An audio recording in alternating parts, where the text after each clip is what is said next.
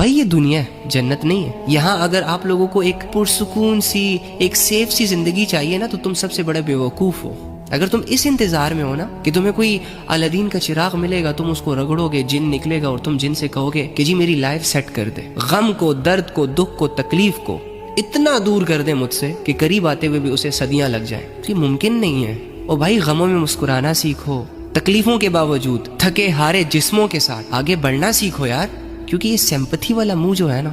یہ تم پہ بالکل سوٹ نہیں کرتا۔ مسلمانوں کی جو عورتیں ہوتی ہیں نا، وہ اتنی روندو مزاج نہیں ہوتی، وہ کشکول ہاتھ میں لے کر نا ہر کسی سے محبت کی بھیک نہیں مانگتی، اس کی اپنی ایک اورا ہوتی ہے۔ حضرت خنسہ رضی اللہ تعالیٰ عنہ کی لائف کے بارے میں کبھی پڑھنا، 4 بیٹوں کے ساتھ، 4 جوانوں کے ساتھ میدان میں اتری تھی، چاروں بچے دین پر قربان کر دیے تھے، اور جب کوئی آ کے انہیں کہتا ہے کہ تمہارے تو 4 بچے گئے، تو آگے سے کہتی ہے الحمدللہ۔ اور جو مومن مرد ہوتے ہیں نا، وہ آئیں بائیں شائیں کر کے باتیں کرنے والے نہیں ہوتے،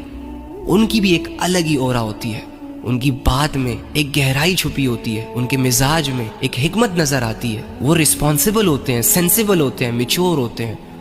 معاشرے کو سیدھی راہ دکھانے والے ہوتے ہیں، اپنی عورتوں کے محافظ ہوتے ہیں، اور دوسری عورتوں کی طرف میلی آنکھ نہیں جاتی ان کی۔ غور کرو خود پہ یار کہ تم ایک مومن مرد ہو تو خود سے یہ سوال کرو کہ تم واقعی ایک عورت ہو، اور پھر ایک مسلمان عورت ہو،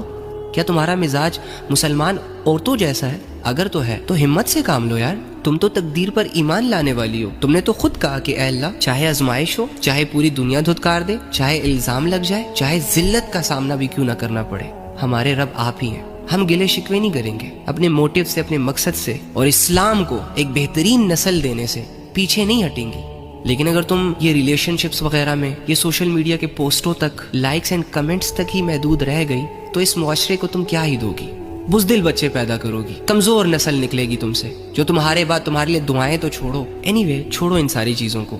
کہنے کا مطلب یہ ہے کہ یہ دنیا ہے،